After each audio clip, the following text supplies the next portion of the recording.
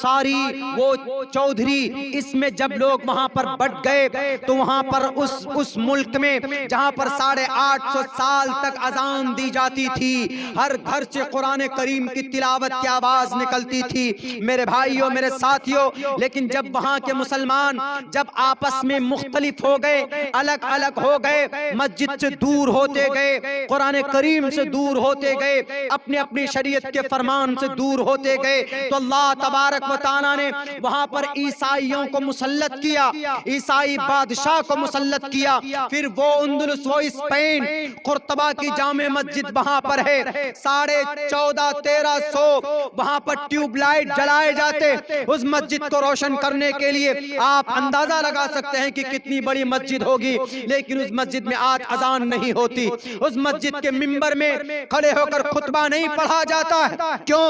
हम मुसलमानों की बदआमाली की वजह से अगर मुसलमान एक प्लेटफॉर्म पर होकर अजान देकर नमाज पढ़ते, क़ाल अल्लाह क़ाल रसूल करते, इस्लाम के फरमान के मुताबिक जिंदगी गुजारते, तो आज कुर्तबा की जामे मस्जिद जनाब आजाद होती, अजान दी जाती वहां पर। लेकिन उन ईसाइयों के जरिए से, उन मिशनरियों के जरिए से, कम्युनिस्ट के जरिए से वो कुर्तबा अंदलुस के अंदर गाजर मूली की तरह मुसलमानों को काटा गया है। सबसे बड़ी बड़ी ज्यादा किताबें, बड़ा कुतुबखाना बगदाद के अंदर पाया जाता है। इससे बड़ा कुतुबखाना दुनिया में नहीं है जितना बड़ा कुतुबखाना बगदाद के अंदर था। लेकिन जब मुसलमान नमाज छोड़ने लगे, मुसलमान कुरान से दूर होने लगे, मुसलमान हदीस से दूर होने लगे, शरीयत से दूर होने लगे कि नहीं मानेंगे, जब होगा मानेंगे, जब मन में होगा तब नमाज पढ़ेंगे, तो याद रखे 6 करोड़ मुसलमानों को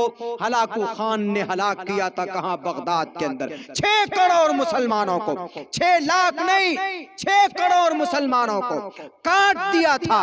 बुखारा के अंदर जहां इमाम बुखारी पैदा हुए, जहां पर बुखारी शरीफ लिखी गई, वहां के बाद के मुसलमानों ने मस्जिद से दूर हो गए, कुरान और शरीयत से दूर हो गए, तो वहां पर कम्युनिस्ट ने हमला किया और एक एक घर से मुसलमानों का सफाया कर दिया। बुखारा के अंदर में आज भी मज़ारात ऐसे पड़े हुए हैं, आज भी कब्रगाह उन मुफस्सिरीन की, उन मुहक्किकीन की, उन मुहद्दिसीन की, उन उलमाए किराम की यूं ही पड़ी हुई है। जाकर देखिए, गवाह है इस बात की कि यहाँ पर बड़े बड़े अल्लाह वाले थे, यहाँ पर बड़ी तादाद मुसलमानों की थी। इन स्पाइट ऑफ दैट, शरीयत से दूर होने की वजह से अल्लाह तबारक व तआला ने उनको मिटा दिया।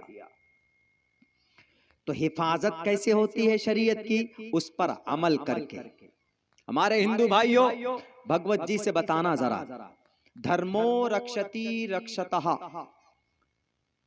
धर्म क्षेत्रे कुरुक्षेत्रे समवेता युत्सवः मामका पांडवाशे किम कुर्वत संजयः। आप बोलते हो कि इस्लाम कट्टरता है, इस्लाम में जिहाद है, इस्लाम में क़िताल है। कहां है? दिखाइए आप कुरान में। कुरान की पहली आयत क्या है? सूरह फातिहा के बाद में जो सूरह बकरा की है, सूरह बकरा पढ़ते हैं, अलिफ लाम मीम ज़ालिकल किताबु ला रैब फीहि हुदल लिल मुत्तक़ीन अल्लज़ीना युमिनूना बिल गैबि व युक़ीमूनस सलाता व मिम्मा रज़क़नाहुम युनफ़िक़ून। कहीं पर जिहाद है? नहीं है। कहीं पर क़िताल है? नहीं है। अलिफ लाम मीम ज़ालिकल किताब, ये बुक, ला रैब फीहि, कोई शक नहीं है, ला रैब फीहि हुदल लिल मुत्तक़ीन, डरने वालों के लिए हिदायत है, अल्लज़ीना युमिनूना, और मुत्तक़ी कौन है? अल्लज़ीना युमिनूना बिल गैबी, जो ईमान लाते हैं अल्लाह पर, जो ईमान लाते हैं बिन देखे किन पर? अल्लाह पर, अल्लाह के रसूलों पर, फरिश्तों पर, जन्नत पर, दोज़ख पर, और जनाब किताबों पर और तकदीर पर। हमने जन्नत देखी? नहीं देखी। हमने वो फरिश्तों को देखा? नहीं देखा। हमने मूसा को देखा? नहीं देखा।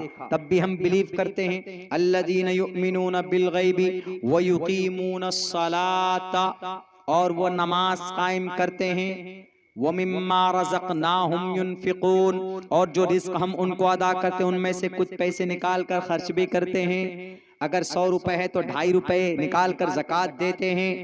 2.5% अपने दौलत में से निकाल कर सदका खैरात करते रहते हैं। पहली आयत का ये तर्जमा देख लीजिए, सूरह बकरा की पहली आयत। उससे पहले जो सूरत है सूरह फातिहा, अल्हम्दुलिल्लाहि रब्बिल आलमीन, कल मैंने इसका तर्जमा किया है।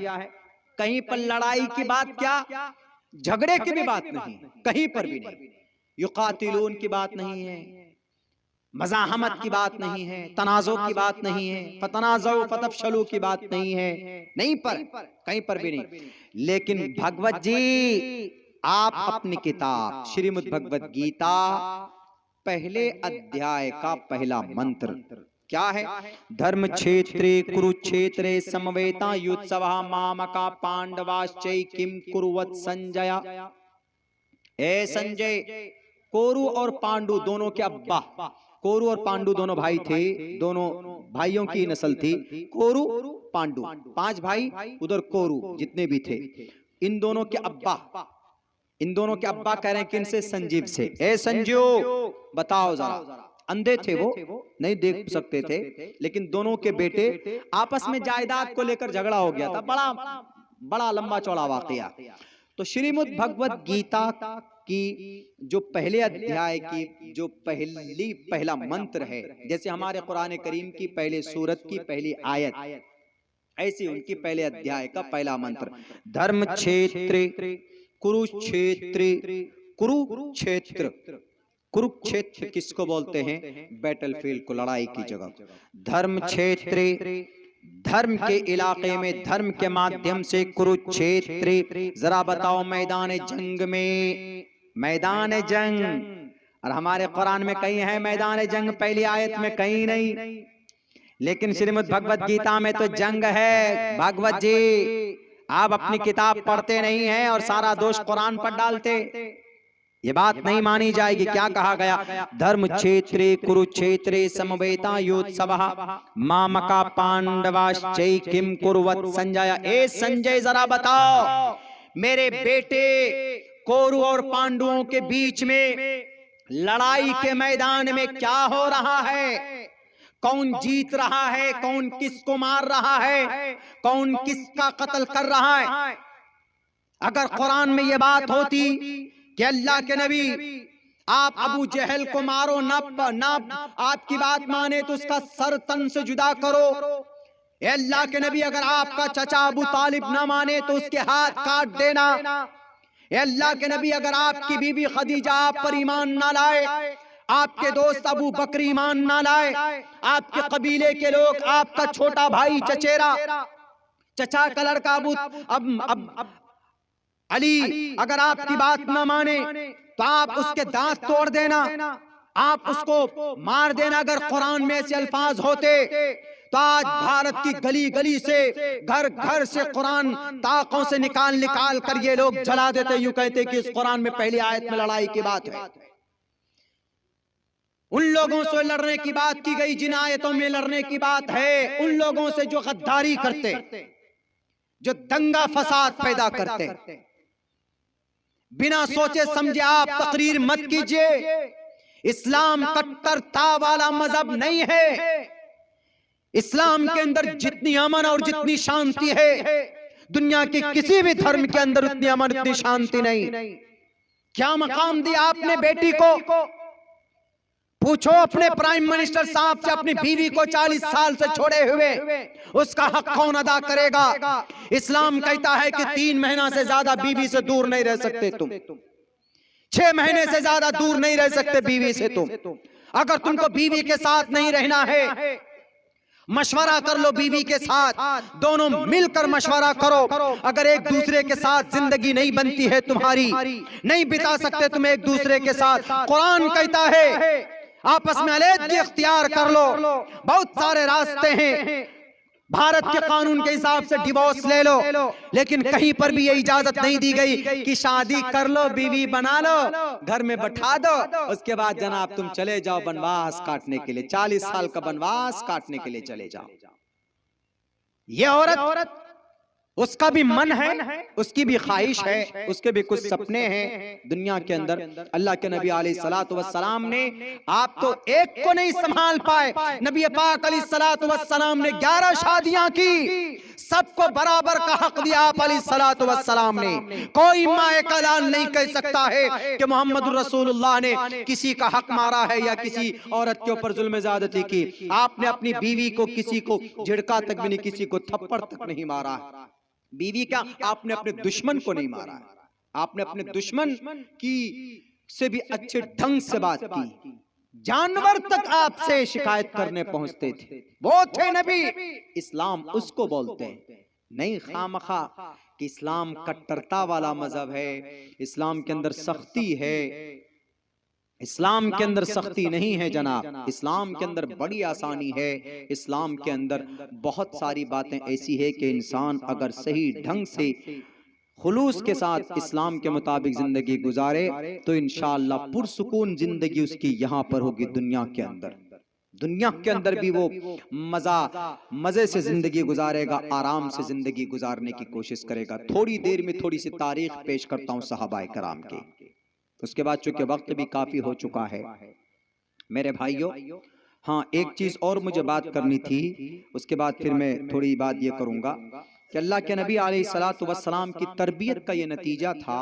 सहाबाए किराम आप अलैहिस्सलातु वस्सलाम को, आप अलैहिस्सलातु वस्सलाम की हाथ पर, आप अलैहिस्सलातु वस्सलाम को आखिरी नबी मानकर हजरत अबू बकर सिद्दीक जैसे ही आप अलैहिस्सलातु वस्सलाम के बारे में सुने कि मोहम्मद रसूलुल्लाह, मोहम्मद इब्ने अब्दुल्लाह को नबूवत मिली है, कुछ कुफ़ार मक्का, कुछ मुशरिकीन मक्का चर्चा कर रहे थे, तो अबू बकर सिद्दीक ने यूं कहा, अल्लाह के नबी अलैहिस्सलाम का फरमान है कि मुझसे सबने दलीलें मांगी कि नबी आप मोहम्मद रसूलुल्लाह हैं, क्या प्रूफ है?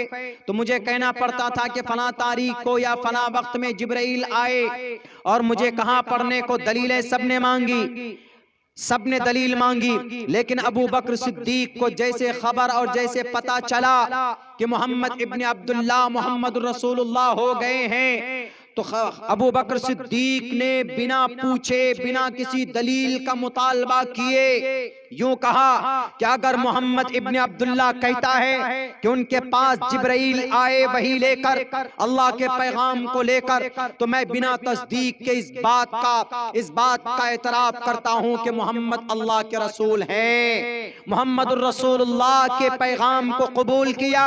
फिर आप अलैहिस्सलाम के पास गए और कहा कि लोगों से मैं ऐसा ऐसा सुनता हूं, तो पूरी हालतें आपने बताई जब, तो उन्होंने उस वक्त कहा अशहदु अल्ला इलाहा इल्लल्लाह व अशहदु अन्ना मुहम्मद रसूलुल्लाह। मोहन भागवत जी, अबू बकर सिद्दीक से ज्यादा अक्लमंद आप नहीं थे।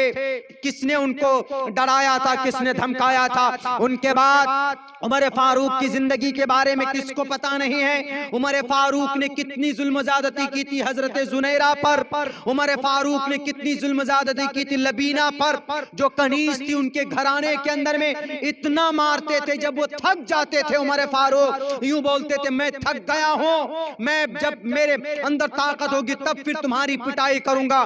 क्यों तुम मोहम्मद के दीन को मानते हो, मोहम्मद रसूलुल्लाह को रसूल मानते हो, तुमको उस दीन को छोड़ना होगा। लेकिन एक दिन जब उन्होंने देखा कि मेरे मारने पर कोई उस दीन को नहीं छोड़ रहा है, तो मैं मोहम्मद रसूलुल्लाह का ही काम तमाम कर दूंगा। पूरी ताकत के साथ हाथ में तलवार लिए चलते हैं मोहम्मद रसूलुल्लाह के खात्मे के लिए।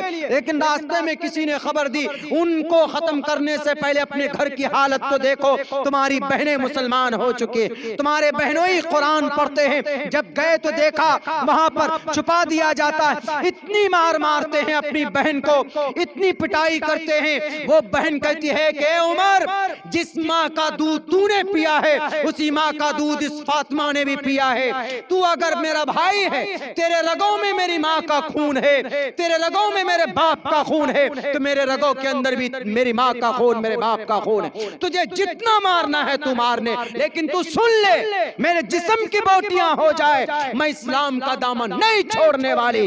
मोहन भागवत जी कौन सा नशा था, पूछो फातिमा से जाकर, पूछो ज़ैद से जाकर, पूछो हजरत सईद से जाकर कि कौन सा वो नशा था। अबू बकर उमर फारूक ने जब देखा कि ऐसा माजरा है, उन्होंने कहा कि दिखाओ जरा, please show me what did you recite before some time, क्या पढ़ रही थी थोड़ी देर पहले, मुझे दिखाओ। उनको जब दिखाया जाता, जब पढ़कर सुनाया जाता है तो उनके दिल की कैफियत बदल जाती है। वो उमर जिनको देखकर बड़े बड़े ताकतवर अपने उनके रोंगटे खड़े हो जाते थे, वो उस उमर को देखकर जब आदमी डर जाता था तो वो उमर अल्लाह के नबी के दरबार में हाजिर होकर कहते हैं कि अशहदु अल्ला इलाहा इल्लल्लाह व अशहदु अन्ना मुहम्मद रसूलुल्लाह। पूछो जरा भागवत साहब, कौन सी ताकत थी उमर फारूक के सामने, किसी माए के लाल में जुर्रत नहीं थी कि खड़े होकर मुकाबला कर सके। क्या मोहम्मद ने मजबूर किया? क्या उमर फारूक को किसने मजबूर किया? जरा बताओ। उन्होंने इस्लाम की सच्चाई को देखकर, इस्लाम की अच्छाई को देखकर, इस्लाम की सदाकत को देखकर, इस्लाम की अदालत